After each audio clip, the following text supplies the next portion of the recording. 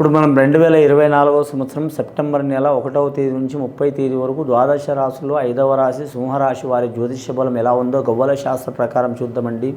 9 గవ్వలు 3 సార్లు వేసి వాటిని లెక్కబెట్టి వారి జ్యోతిష్య బలం భూత భవిష్యత్తు వర్ధమానం ఎలా ఉందో చూద్దాం.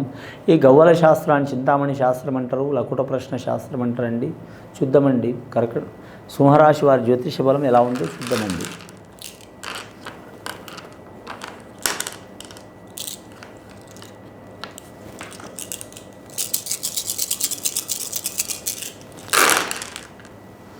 సింహరాశి వారి జాతకంలో 3 గవ్వలు పడ్డాయండి. చాలా వరకు శుభకరమైన సంఖ్య ఉంది. ఆదాయం 11, ఖర్చు 11, సాయం చేసేది 4, ఇబ్బంది పెట్టేవారు 7.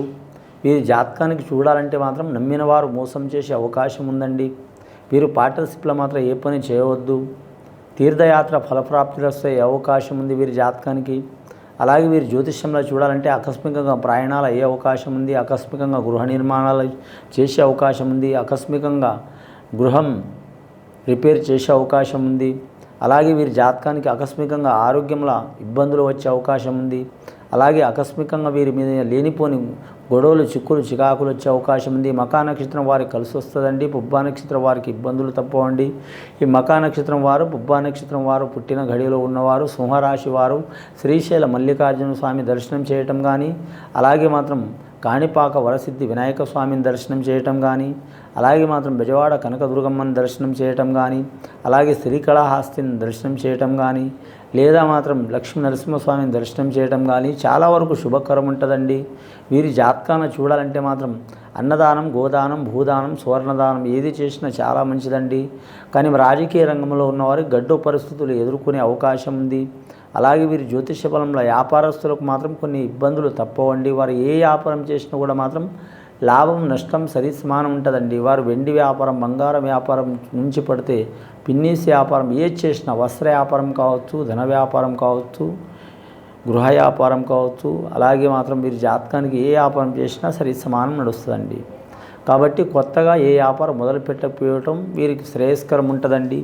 అలాగే అన్నదమ్ములతో సహకారం ఉంటుంది, బావబామ్మలతో లాభం ఉంటుంది. వివాహమైన వారికి వైవాహిక జీవితంలో కొన్ని అపార్థాలు చోటు చేసుకునే అవకాశం ఉంటుంది. వివాహం కాని వారికి మాత్రం కొన్ని శుభవార్తలు వినే అవకాశం ఉంటుంది. సంతానరీత్యా బాధలు ఉంటాయి, సంతానం ఇబ్బందులు పెట్టే అవకాశం ఉంటుంది. ఇక విద్యార్థులకు విషయం వస్తే మాత్రం పెద్దలు ఒక రకంగా చదువుకోవాలనుకుంటే వీరొక రకంగా చదువుకునే అవకాశాలు ఉంటాయండి. కొన్ని కోర్సులు ఉంటాయి, కొన్ని రంగాలు ఉంటాయి. విద్యా రంగంలో కూడా పెద్దలు ఇంజనీర్ అనుకుంటే వీరు ఎంబీబీఎస్ చదివే అవకాశం ఉంది. పెద్దలు ఎంబీబీఎస్ అనుకుంటే వీరు ఇంజనీర్ రంగం చదివే అవకాశాలు ఉంటాయి. అంటే ఈ డిగ్రీలో కొన్ని వందల రకాలు ఉన్నాయి కాబట్టి వారు ఇష్టానుసారం కలిసి వచ్చే అవకాశం ఉంది. అలాగే విదేశానం చేయాలనుకునే వారు కూడా మంచి ఫలితాలు కలిసి వస్తాయండి. రెండవసారి గవ్వలేసి చూద్దామండి. గురు మహర్దశ గవ్వలు పడ్డాయి, గొప్పగా ఉంది. ఖచ్చితంగా ఇందాక చెప్పినట్టు మాత్రం దైవ దర్శనం చేయటం మంచిదండి.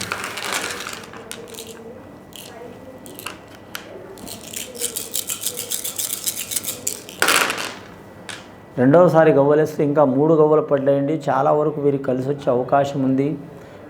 ముఖ్యంగా వీరి జాతకంలో చూడాలంటే మాత్రం శౌర్య మహర్దశ జాతకం అండి వీరిది. గురు మహర్దశ గవ్వలు పడ్డాయి.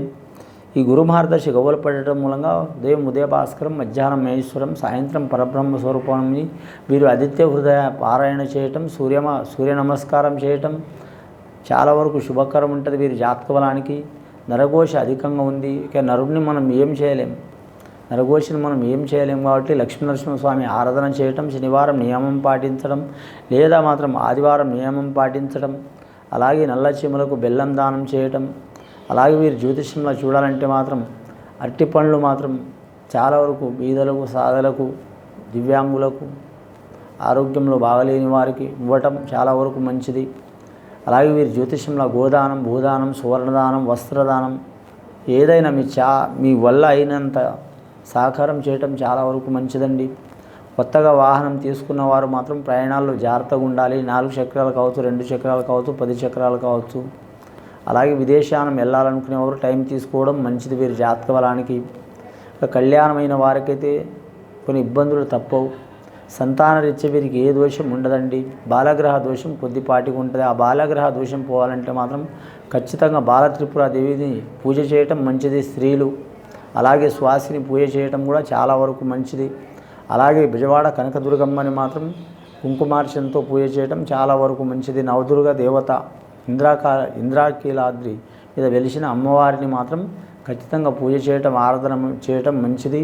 శుక్రవారం నియమం పాటించడం స్త్రీలకు మంచిది. వివాహం కానివారైనా అయినవారైనా చాలా వరకు శుభయోగం ఉంటుందండి. ముఖ్యంగా వీరి మీద నిందలు చాలా వస్తే వచ్చినా ఏం కాదండి. వీరు ధైర్య సాహస్య లక్ష్మిని, ధైర్యంతో ఉంటే తిరుగు ఉండదు మీ జాతక బలానికి.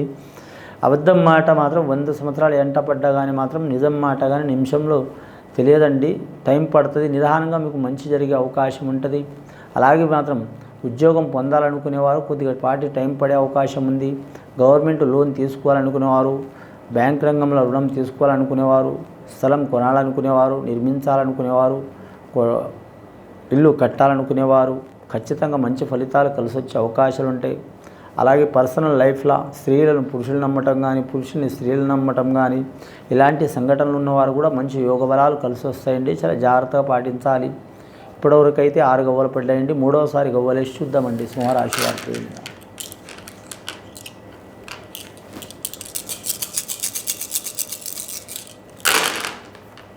3వసారి గవ్వలేసిన 3 గవ్వలు పడ్డాయండి. ఎటుపోయి 3వ సంఖ్య వీరికి వదిలిపెట్టట్లేదండి. చాలా వరకు శుభకర యోగ బలం ఉంది.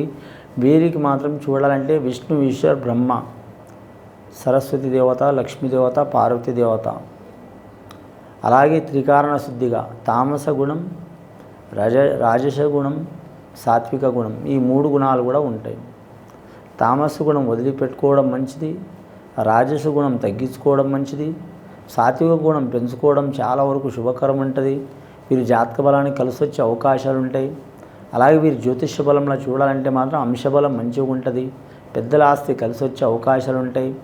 ముఖ్యంగా మాత్రం సత్సంతానంతో మాత్రం జ్యేష్ఠ సంతానంతో కలిసి వచ్చే అవకాశం ఉంటుంది. చివరి సంతానంతో ఇబ్బందులు వచ్చే అవకాశాలు ఉంటాయి. జాగ్రత్తగా ఉండాలి.